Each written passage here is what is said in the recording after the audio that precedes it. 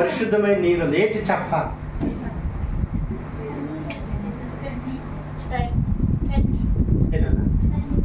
ఇంకా చెప్పండి.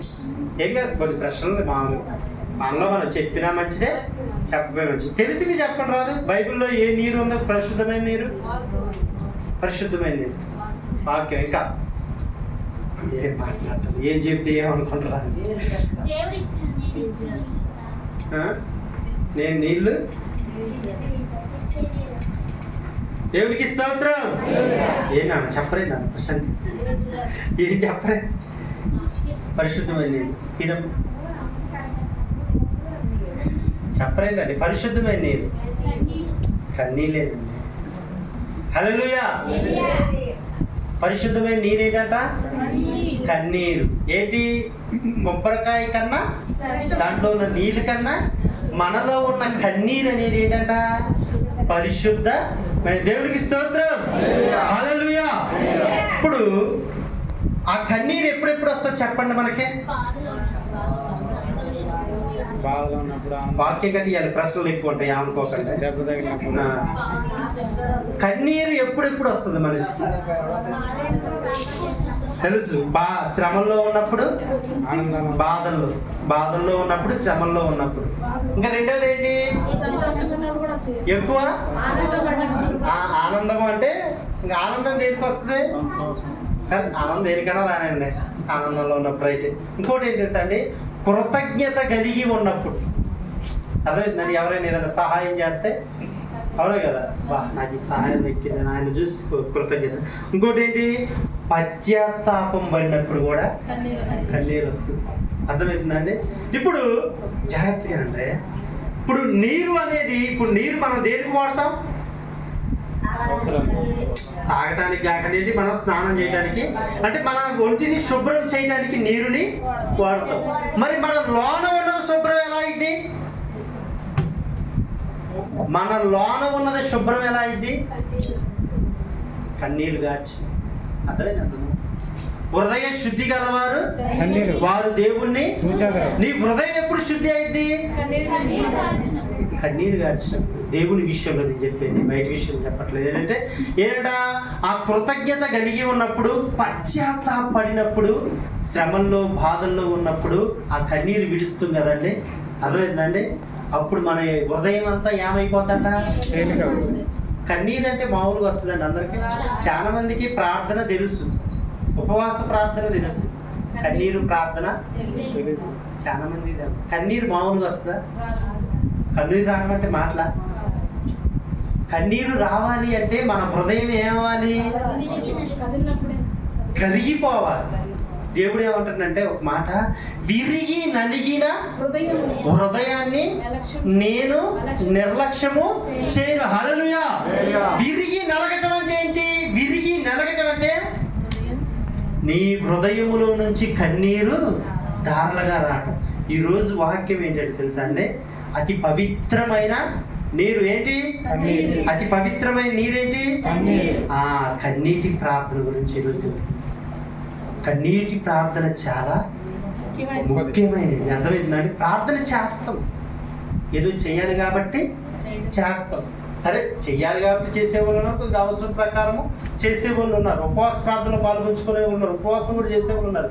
కానీ కన్నీటి ప్రార్థన చాలా ప్రాముఖ్యమైనది. అర్థమైందండి? కన్నీటి ప్రార్థన. జాగ్రత్త, నాకేనా చూడాలి అందరూ. కన్నీరు ప్రార్థన ఎంత ప్రాముఖ్యమైందో నేను చెప్తాను. నేను దేవుడు ఒక మాట అంటున్నాడు కదా,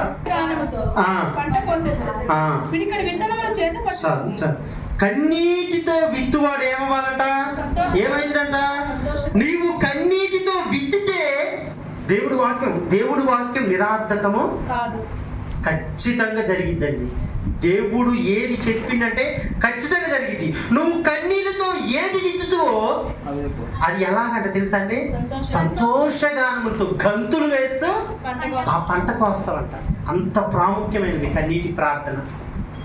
అర్థమవుతుందండి? అంటే దేవుడు కూడా ఒక మాట అంటున్నాడు కదా, యేసుక్రీస్తు వారిని సిలువ మోసుకుంటా పోతా ఉంటే అక్కడున్న స్త్రీలు మొత్తం కూడా ఏడుస్తున్నారు. అయ్యా అయ్యా ఏడుస్తున్నా అంటే అప్పుడు యేసుక్రీస్తు వారు ఏమన్నాడు? అయ్యా అమ్మా నా గురించి మీరు ఏడవకండి, నీ కొరకు ఏంటట, నీ కొరకు నీ పిల్లల కొరకు ఏడవండి అని అంటాడు. దేవుడే చెప్పాడు ఇది. ఇది నేనేం చెప్తానా? అంటే కన్నీటి ప్రార్థన ఎంతో ప్రాముఖ్యమైనది. అయితే 139వ కీర్తన ఒకసారి తీయన్నానా? 139వ కీర్తన 16వ వచనం.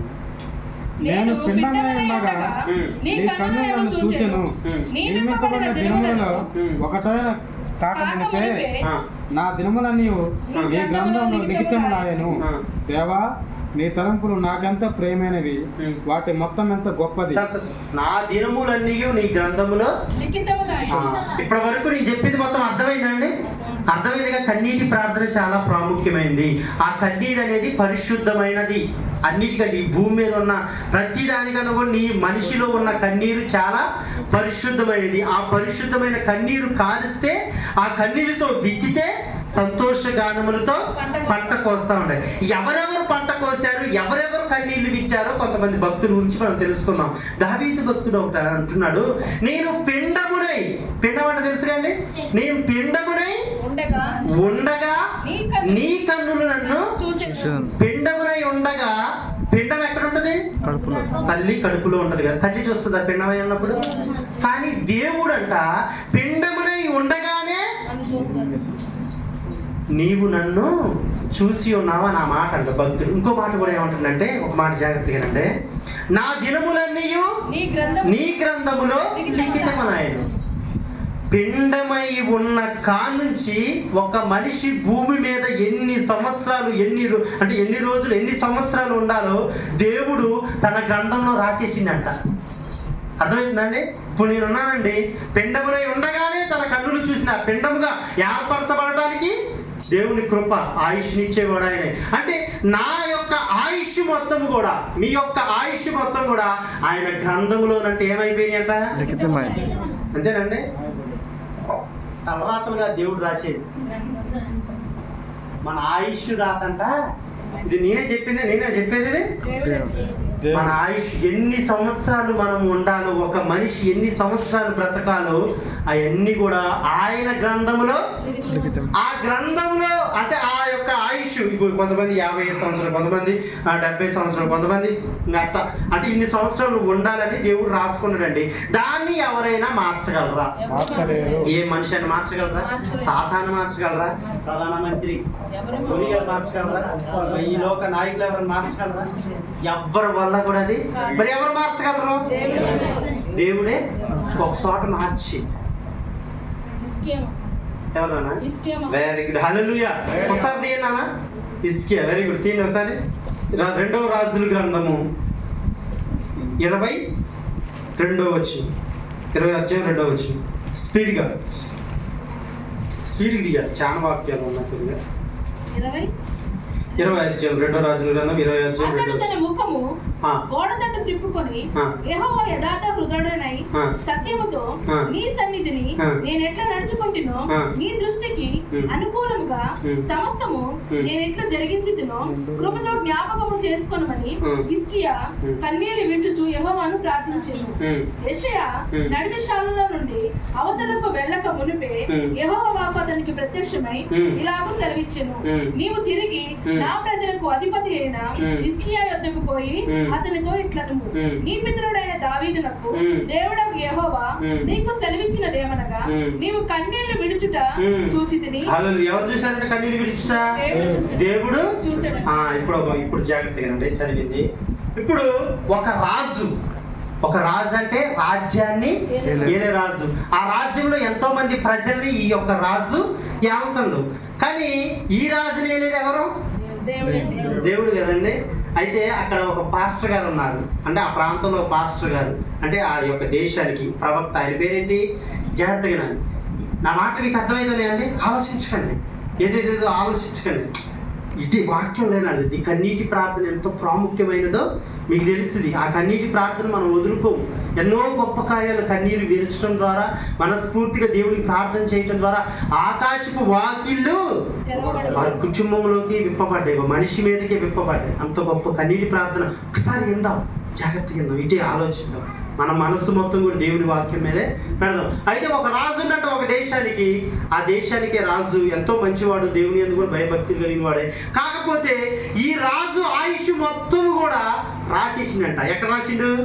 ఆయన గ్రంథంలో రాసేసిందంట. అయితే ఒక ప్రవక్తని పంపించి, ఇదిగో పాస్టర్ గారు, ప్రవక్తని పాస్టర్ గారుగా, ఇదిగో పలానా రాజు దగ్గరికి వెళ్ళి ఆయన ఆయుష్ ఈ రోజు రాత్రితోటి ముగిసిపోతే ఆ మాట వెళ్ళి చెప్పుకో రాజుకని దేవుడు ఒక ప్రవక్తని ఆ రాజు దగ్గరికి పంపించింది. సర్లే అని ఆ పాస్టర్ గారు అంటే ఆ యొక్క ప్రవక్త వెళ్ళి ఏషియా ప్రవక్త వెళ్ళి ఆ ఇస్కి అనే మహారాజు దగ్గరికి, ఆ రాజా మరి దేవుడు చెప్పిండు నువ్వు ఈ రోజుతోటి ఏంటంట సదురుకోవడం అంతేనండి. ఈ రోజు నువ్వు నీ యొక్క ఆయుష్ అనేది ముగించబడుతుంది, రేపొద్దు నువ్వు ఏమి ఉండవు, నీ ఇల్లు చక్కబెట్టుకో. ఏమన్నా కార్యాలు ఏమన్నా ఉన్నా కూడా నీ కొడుకులు చెప్పేది ఏమన్నా ఉన్నా, లేదా నీ బిడ్డలకి ఏదైనా చెప్పేది ఉన్నా, ఈ రాజ్య కలాపాలు ఏమైనా చెప్పేది ఉన్నా, నీ తర్వాత రాజు ఎవరైనా ఉన్నా ముందుగే సర్దుకో, మొత్తం నీ ఇల్లు చక్కబెట్టుకో అన్నప్పుడు ఎమ్మటనే ఆ రాజు ఏం చేసింది తెలుసా అండి? రాసేసిండు. ఎప్పుడు రాసేసిండు? ఆయన ఆయుష్ ఆయన పిండములో ఉండగానే రాసేసిండు, భూమి మీద పడగానే రాసేసిండు ఆయన ఆయుష్ నువ్వు 2 సంవత్సరాలు బ్రతకాలని. ఈ లోపల ఎమ్మటనే ఆ యొక్క చెప్పింది కదా రాజు, ఆ రాజు ఎమ్మటనే ఏం చేసిండంటే, ఇది ఒక గోడ ఉందండి, ప్రవక్త అక్కడ ఉన్నాడు, చెప్పిండు ఎమ్మటే, ఒక్క క్షణం కూడా కాదు, ఎమ్మటే గోడ తట్టు తిరిగేసి ఎమ్మటే ఏం చేసింది తెలుసండి? కన్నీళ్ళు తీస్తూ, ప్రభువా నీ సన్నిధిలో నేను ఎలాగా నడుచుకున్నాను గుర్తు చేసుకున్నా ఆయన, అయ్యా నీ కృప నా మీద గుమ్మరించయ్యా, దయచేసి నాకు ఆయుష్ని దయచేయని కన్నీళ్ళు ఎలాగా చచ్చిపోతాను ఈ క్షణం అంటే ఎక్కడదండి, అలాగే గుండె హట్టడుతుంది. ఆ క్షణాలంటే గుండె భారం అయిపోయి ఆ విరిగి నలిగి ఆ హృదయము ఎమ్మటే విరిగి నలిగినమ్మంటే ఏం జరిగింది? ఆ కన్నీరు బట్ట బట్ట బట్ట బట్ట కారి ఆ గోడ తట్టు ఆ మోకరించేసి ఎమ్మటే మోకరించడం నుంచుండు, మొత్తానికైతే కన్నీరు విడిచిండు. ప్రభువా నన్ను ఆదుకో నాయన. కన్నీరుతో ఏం చేసిండు? ప్రార్థన చేసి. మరి దేవుడు రాసేసిండుగా మరి ఆయుష్ 2 సంవత్సరాలు బ్రతకాలని. కానీ ఆ కన్నీటి ప్రార్థన వల్ల, ఆ హృదయంలో నుంచి వచ్చే ఆ పశ్చాత్తాపం వల్ల, ఆ హృదయంలో నుంచి వచ్చే ఆ మాటల వల్ల, ఆ కన్నీరు విడవటం వల్ల మరలా దేవుడు ఏం చేసిండు? 15 సంవత్సరాలు పెంచి. ఆల్రెడీ అయిపోయింది, ఆయన దినాలు అయిపోయినాయి, ఆయన రోజులు అయిపోయినాయి, నువ్వు చదువుకోమని చెప్పేసిండు ఆల్రెడీ. అయినా కూడా కన్నీరు విరిచి ప్రార్థన చేయటం వల్ల దేవుడే కానీ బ్రతికించువాడు, మృతి నొందించువాడు, గాయపరచువాడు ఆయన, స్వస్థపరచువాడు ఆయన. ఆయన చేతి నుంచి మనం అడిగిపడటం, ఆయన వదిలి ఎక్కడికి వెళ్ళగలం మనం? ఆకాశానికి ఎక్కినా, పాతాళానికి కిందకి దిగినా, సముద్రం అడుగు భాగానికి వెళ్ళినా, ఎక్కడైనా కూడా నేనే ఉన్నానంట. హల్లెలూయా. సమస్తం చేయవాడు ఆయనే. కాబట్టి ఆ హిజ్కియా రాజు కంట 15 సంవత్సరాలు దేని వల్ల వచ్చింది ఆయుష్? కన్నీటి ప్రార్థన వల్ల. ఎంత గొప్ప తెలుసా అండి కన్నీటి ప్రార్థన? దేవునికి స్తోత్రం. హల్లెలూయా. ఇప్పుడు ఈ రోజు నుంచి మనలో ఖచ్చితంగా కన్నీరు దేనికి వస్తుందండి? కన్నీరు దేనికి వస్తుంది? శ్రమంలో ఉన్నప్పుడు, బాధల్లో ఉన్నప్పుడు, పశ్చాత్తాపడినప్పుడు. మనం చేసిన పాపానికి ఉంటుంది కదండి, కొన్ని కొన్ని కొన్ని పొరపాట్లు చేస్తూ ఉంటాం కదా, అది కన్నీటితో దేవుడి ఎదుట పెట్టండి, ఖచ్చితంగా దేవుడు క్షమించే దేవుడు. హల్లెలూయా. దేవుడికి స్తోత్రం. ఒక వ్యభిచారం కలిగిన స్త్రీ యేసుక్రీస్తు వారు ఉన్నప్పుడు, ఒక వ్యభిచారం చేసిన స్త్రీ ఎవరన్నా? సమరయ స్త్రీ కాదు, ఒక వ్యభిచారం చేసిన స్త్రీ. యేసుక్రీస్తు వారు ఒక ప్రాంతంలోకి వచ్చి భోజనానికి ఒక వ్యక్తి పిలుస్తుడు యేసుక్రీస్తు వారు. అంటే అప్పుడు యేసుక్రీస్తు వారు బాగా ఫేమస్ అన్నమాట. ఫేమస్ అంటే ఏంటి? తెలుగులో చెప్పండి. ఫేమస్ అంటే ఏంటి? ఇప్పుడు కొంతమంది రాజకీయ నాయకులు ఫేమస్లు కదా, హీరోలు ఫేమస్లు కదా. ఆయన ఎవరైనా ఒక ప్రాంతానికి వస్తే జనాలంతా ఏమవుతారు? ఎవరు ఒక హీరో పేరు చెప్పన్నా వస్తే ఎంతమంది ఉంటున్నా? రోడ్డు ఖాళీగా ఉంటుందా? ఈ లోపల మన రజనీ చక్కగా పవన్ కళ్యాణ్ గారిని ఇంట్లోకి ఆహ్వానిస్తే ఎవరి పేరు వస్తుందో చెప్పండి. పవన్ కళ్యాణ్ పట్టించుకుంటారన్నా? అమ్మో నాయన పవన్ కళ్యాణ్ వచ్చిందంటే ఎంత అంతే కదండి. ఒక రోజు కూడా ఒక అతను, ఆయన పేరు సీమోన్ అనే ఒక వ్యక్తి ఏం చేసిందంటే, నేను అందరి మీద హెచ్చించబడాలి, అందరూ నా గురించి చెప్పుకోవాలని ఏం చేయాలని ఆలోచన వచ్చి, యేసుక్రీస్తు వారు అంత ప్రాంతానికి అంత ఫేమస్గా ఉన్నాడు కదా, అందరూ ఆయన గురించి చెప్పుకుంటున్నారు కదా, ఆయన ఎక్కడుంటే గుంపులుగా ఉన్నారుగా, అనేక మంది స్వస్థపరుస్తుండగా, చనిపోయిన వాళ్ళు కూడా లేపుతుండే కదా, మనసుకు నెమ్మదినిస్తుండే కదా, ఆయనే నా ఇంటికి వస్తే నా గురించి నేను ఫేమస్ అయిపోతానని అమ్మటే యేసుక్రీస్తు వారిని పిలిచింది. మంచి వంటలు వండి యేసుక్రీస్తు వారిని పిలిస్తే వాళ్ళు ఒక అంటే ఏమంటారు మతాచారం ఉంటుంది. ఏంటంటే వాళ్ళు యూదులు అనమాట. వాళ్ళు పరాయి వాళ్ళని ఇట్లా వస్త్రం కూడా ముట్టుకునేవారు. ఆ వంశంలో యేసుక్రీస్తు వారు పుట్టింది. అయితే ఆ యూదులు ఇంటి ముందరకు రాగానే ఏం చేస్తారంటే కాళ్ళకి నీళ్ళు ఇస్తారు. అర్థమైందండి? అదొక ఆచారం, అదొక మర్యాద.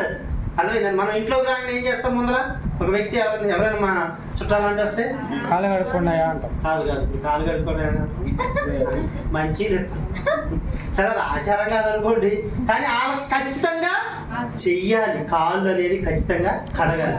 యేసుక్రీస్తు వారు వచ్చిండు, పిలిచిండు, సరే వద్దామని వచ్చిండు. ఇంట్లోకి వచ్చినమ్మంటే ఇంటి ఆ గుమ్మ కాడికి వచ్చినప్పుడే కాళ్ళకి నీళ్ళు ఇవ్వలేదు, కానీ ఆచారం ప్రకారము చెయ్యాలి. ఎమ్మటి ఇంట్లోకి వచ్చేసి ఇంకా భోజనం, చేతులు కడుక్కోవడానికి కూడా అసలు ఏం మర్యాద లేదు. ఎంతవరకు ఆయన చూపు ఎలా ఉందా అర్థం కాలేదండి. నేను ఫేమస్ అవ్వాలని అర్థం కాలేదు నా మాట. హల్లెలూయా. నా గురించి అనేకులు అప్పుడు ఎమ్మటి అంటే ఏమి యేసుక్రీస్తుని పట్టించుకున్న భోజనం మాత్రం పెట్టేసింది అన్నమాట. ఎంత ఉంటే ఎమ్మటే ఒక వ్యభిచారం చేసిన స్త్రీ, ఆనాడు వ్యభిచారం చేసే స్త్రీని ఏం చేసేవాళ్ళు తెలుసా అండి? ఏం చేసేవాళ్ళు? రాళ్ళతో కుట్టి చంపేసేవాళ్ళు. ఏంటి చెట్టుకి కట్టేసి చంపేసేవాళ్ళు అనమాట. అలాంటి స్త్రీ యేసుక్రీస్తు వారు ఉన్న దగ్గరికి వచ్చి అందరినీ తప్పుకొని, ఆ గుంపులు మొత్తం ఒక్కొక్క తప్పుకొని వచ్చి ఏమీ చూడలేదు, ఆయన పాదాల వైపు చూసేసి పాదాల మీద పడిపోయింది. పాదాల మీద పడిపోయి ఏం చేస్తుంది చెప్పాలి? కన్నీళ్లతోనంట. ఆయనకి ఏం దక్కలేదు అక్కడ, కాళ్ళకి నీళ్లు మర్యాద లేదు. అర్థమవుతుందండి? కానీ అమ్మటే ఆ వ్యభిచారం చేసే స్త్రీ ఏం చేసింది? యేసుక్రీస్తు పాదాల మీద పడి కన్నీళ్లు కాచింది.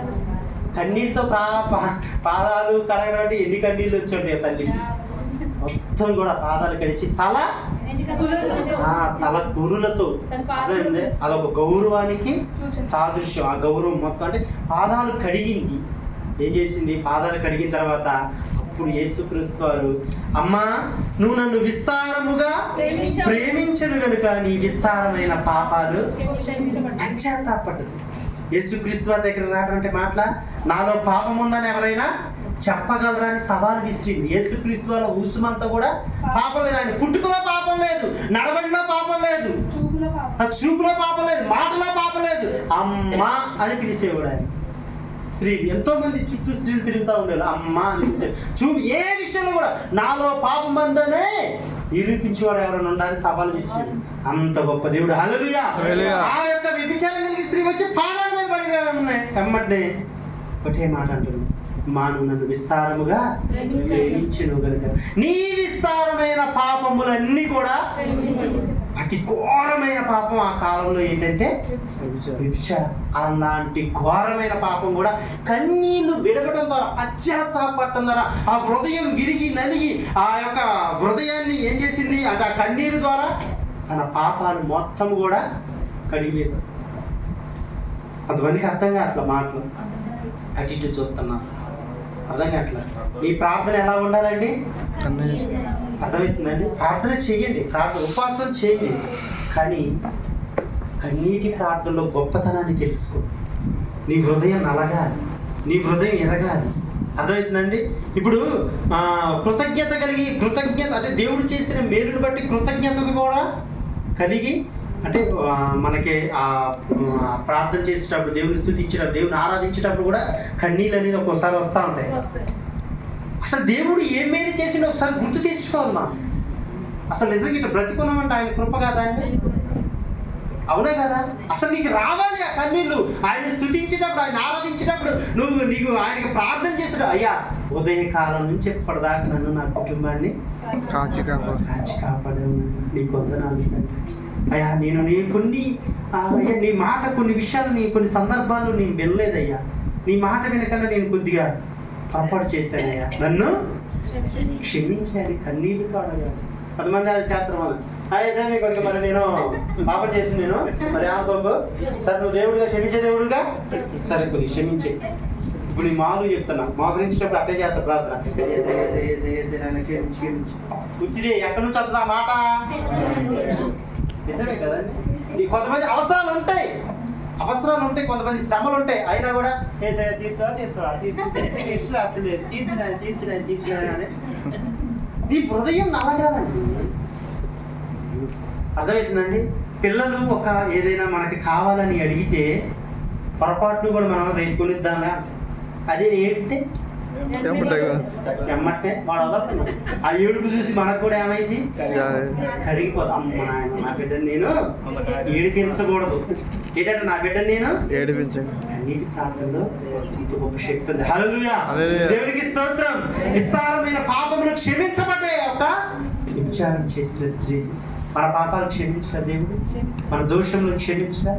అర్థమవుతుందండి? ఆ కన్నీటి ప్రార్థన అలవాటు చేసుకో. అర్థమవుతుందండి? ఇప్పుడు కన్నీరు కారుస్తా అంటే ఒకవేళ పక్కలో ఎవరన్నా అనుకుంటారేమో, చాలా మంది అంటా ఉంటారు. జాగ్రత్తగా ఉంటే చాలా మంది ఎంత గొప్ప ప్రార్థన అండి. ఇప్పుడు ఏడుపులు కూడా చాలా రకాలు ఉంటాయి కదండి. సరే, దొంగ కన్నీరు ఒకటి ఉంటుంది, మనస్ఫూర్తి కన్నీరు, 2 కన్నీళ్ళ గురించి చెప్తాం. హల్లెలూయా. మరి దొంగ కన్నీరు అంటే అది రప్పించుకోవాలి. కళ్ళు దిద్దుకుంటే హల్లెలూయా, దేవుడికి స్తోత్రం. నీ హృదయమైన కన్నీరు ఏమైంది? ఎవరన్నా ఉన్నా చూస్తుంది అది. నా పక్కన ఎవరన్నా నీ పశ్చాత్తాపం అట్లుంది. నీకు దేవుడు చేసిన మేలుని బట్టి కృతజ్ఞత అలాగుంది. నీ శోధన అలాగుంది. హల్లెలూయా. ఈ రోజు నుంచి మన సంఘం ఇది నేర్చుకోండి. అంటే ఆయుష్నే పెంచింది, పాపాన్ని తీసివేసింది, ఇంకొక ఆమె కూడా చేసింది. మీకు తెలుసా? కన్నీటి ప్రార్థన ఎప్పుడు మనం చెప్పుకుంటా ఉంటాం. మనం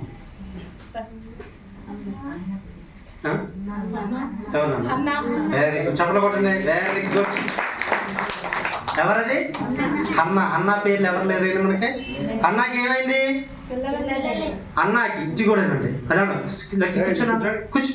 మీరు ఎక్కడ కూర్చున్నారు? కింద కూర్చున్నానికి. హల్లెలూయా, దేవునికి స్తోత్రం చెప్పండి. హల్లెలూయా, దేవునికి స్తోత్రం. అన్న భర్త పేరేంటి? ఎల్కానా.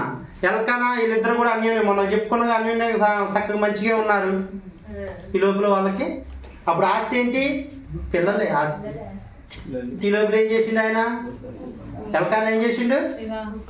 ఇంకొక వివాహాన్ని చేసుకోండి. మరి ఇంకో వివాహం చేసుకుంటే ఎలా అయినా సరే ఇంట్లో సమస్యలు ఉంటాయి కదండి. తీరా చూస్తే 2వ భార్యకి ఏమైంది? చెప్పాలి, మీరే చెప్పాలి. 2వ భార్యకి ఫస్ట్ భార్య పేరు, ఒక వ్యక్తి ఎల్కానా అనే వ్యక్తికి ఫస్ట్ భార్య పేరు హన్నా, 2వ భార్య పెనిన్నా. ఒక భార్యకి పిల్లలు లేరండి, ఇంకొక భార్యని చేసుకుంటా. ఆ భార్యకి కాస్త ఏమయ్యారు? పిల్లలు పుట్టారు. ఎమ్మటినే పిల్లలు ఆస్తి కదా. ఇప్పుడు ముందర ఏమేమైపోయింది? చిన్నతనం అయిపోయింది, నీచంగా కనపడుతుంది. ప్రతిదానికి కూడా కసిరించుకుంటుంది, ప్రతిదానికి కూడా యాలపాలం ఆడుతుంది, ప్రతిదానికి కూడా చులకనగా మాట్లాడుతుంది. అప్పుడు ఎమ్మటిని నా ఎప్పుడు కూడా భర్తను తిట్టేదంట, నీ వల్లే. కానీ దేవుడే ఇచ్చేవాడు. హల్లెలూయా. ఏదైనా దేవుడే. స్త్రీ పురుషుల కలయిక కన్నా ముఖ్యంగా ఎవరు ఇవ్వాలి? దేవుడు ఇవ్వాలి. కానీ భర్తతో గొడవ పెట్టుకోలేదంట. భర్తతో గొడవ పెట్టుకునే ఏమాత్రం దేవుడు సన్నిధికి వెళ్ళినా కూడా ఎప్పుడు కూడా ఎలా ప్రార్థన చేసేది? ప్రభు నువ్వు ఇవ్వవా? ఎందుకు ఇవ్వవు నాకు? ఇదిగో మా చెల్లికి ఇచ్చింది, ఇదిగో చుట్టుపక్కల వాళ్ళకి ఇచ్చింది, ఇదిగో వాళ్ళకి ఇచ్చింది, వీళ్ళకి ఇచ్చింది, నాకు ఎందుకు ఇవ్వవు? నేను కూడా నీ పెట్టినా అని ఎలా చేస్తుంది ప్రార్థన? ఏ మాత్రం కూడా పాపంతో చేస్తుంది. ఏదో అవసరం కాబట్టి ఏదో మామూలుగా చేస్తుంది. కానీ ఒక రోజు వెళ్ళి ఏం చేసింది, ఇంకా తట్టుకోలేకపోయింది. ఇంకా చుట్టుపక్కల వాళ్ళు మాటలు, తన భర్త మాటలు, ఏంటి తన చెల్లి మాటలు తట్టుకోలేకపోయి ఏం చేసింది, ఇంకా నాకు ఎవరు దిక్కు లేదు, నాకు దిక్కు లేదు, ఎలా అయినా సరే నా దిక్కు మొత్తం కూడా ఎవరు, నీవే నాయనా ప్రభు అని దేవుడి సన్నిధిలోకి వెళ్ళి ఏం చేసింది, సమూయేలు గ్రంథంలో ఉంటుంది, తిట్టిపోయింత చదువుకోండి, 1వ అధ్యాయము 10వ వచనం ఉంటుంది, కన్నీరు కార్చిందండి. అర్థమైందండి? ఆ కన్నీరు కార్చగానే ఏమైంది, ఇప్పుడు పిల్లలు పుట్టాలంటే 9 నెలలు ఆగాలి కండి, అమ్మటిని మరలా వచ్చే సంవత్సరానికి బాబే ఉండాలి. చెప్పడం కొట్టాలి. హల్లెలూయా. ఎన్నో సంవత్సరాలు దేవుడి సన్నిధికి వెళ్ళింది, ఎన్నో సంవత్సరాలు దేవుడి యందు మాట్లాడింది, ప్రభు అని నాకు కావాలని అడిగింది, కానీ ఎప్పుడు కూడా దక్కలేదులే. కానీ ఏంటి, ఒకసారి వెళ్ళి కన్నీరు విడచడం ద్వారా, హృదయము కరిగిపోవటం ద్వారా, హృదయము నలిగిపోవటం ద్వారా, దేవుడికి ఆ విన్నపం తెలియపరచడం ద్వారా మరలా సంవత్సరానికి ఏమైంది, కుమారుడు పుట్టాడు. హల్లెలూయా. దేవుడికి స్తోత్రం. అంత గొప్పదండి కన్నీటి ప్రార్థన. ఒక విషయం మీకు చెప్తా, నేను నువ్వు వాక్యం వినేటప్పుడు సాతాను ఏమీ చేయడు, ఏదో చేస్తే కొద్దిగా ఏదైనా ఇబ్బంది డైవర్ట్ చేయొచ్చాను. నువ్వు స్తుతించేటప్పుడు నీ పక్కకు కూడా రాడు సాతాను. అర్థమవుతుందండి? నువ్వు పరిచర్య చేసేటప్పుడు అదో పట్టించుకోడు, ఎవరికైనా సువార్త చేసేటప్పుడు అంతగా ఏమి కూడా పట్టించుకోబోడు. కానీ ప్రార్థన చేస్తామని ఎప్పుడు గట్ల నువ్వు మోకరించాలనుకున్నావో అప్పుడు ఉంటుంది, గడగడగడలాడిపోతుంది. అర్థమవుతుందండి? పై ప్రార్థన అయితే పై ప్రార్థన ఏం కాదు, నేను వెళ్ళిపోతాను. అర్థమైందండి? కానీ నీ ప్రార్థన బలం ఉందండి. మొన్న చెప్పినగా నేను వృద్ధాప్యం కలిగిన చెప్పినగా స్త్రీలు, 4 స్త్రీలు గొప్ప కార్యము సంఘంలో చూడాలంటే వారినే పాస్టర్ గారు సంపాదించామని చెప్పిన, అలా కన్నీరు మనం కార్చడం వల్ల సాతాను ఏం చేస్తుందంట, ఎక్కడ గుర్ర ప్రార్థన పరులంట ఎప్పుడు కూడా ఏమైతుంది తెలుసా అండి, మండుతా ఉంటుందంట. ఎట్లా మంటకాడికి మనం వెళ్తామా, మంటకి దగ్గరికి వెళ్తే ఏమైపోద్ది, ఇబ్బంది పడుతుంది. కానీ మనం ఎప్పుడు కూడా ప్రార్థన పరులు ఏం చేస్తామంటే ఎప్పుడు కూడా మండుతూ ఉంటాం. ఆ మంటకాడికి సాతాను అనేది మన ఏమి ఇబ్బంది పెట్టదు, మన ఇంట్లో సమస్యలు ఏమి రావు, మన అవసరాలు తీర్చబడుతూనే ఉంటాయి, వ్యాధి బాధలు కొట్టివేయబడుతూనే ఉంటాయి, వచ్చినా కొట్టివేయబడుతూనే ఉంటుంది. ప్రార్థన పరులను చూస్తే సాతాను గారు ఏం చేస్తాడు, కానీ అన్నీ చేస్తాం, కానీ ప్రార్థన చేయడానికి ఇది బద్ధకంగా ఉంటుంది. కానీ వద్దా కష్టపడతాం కదా మనం. ఎన్ని గంటలు సేపు కష్టపడతాం బాబా, 10 మనిషి ఒక 10 గంటలు కష్టపడుతుంది. కానీ ఒకవేళ మనం ఇంకొక గంట చేయాలన్నా కూడా చేస్తాం, కానీ అర్ధగంట సేపు ప్రార్థనలో కూర్చోవాలంటే, అమ్మ మాత్రం మరేమో అర్ధగంట సేపు ప్రార్థనలో కూర్చోవాలంటే ఎక్కలేదు, బలహీనత తీసుకొస్తాం. అసలు నీ కాళ్ళు మోకరించకుండా చేస్తున్నావు, అసలు నీకు ప్రార్థించాలంటే తలంపు రాకుండా ఎవరు చేస్తారు, చేద్దాంలే ప్రార్థన.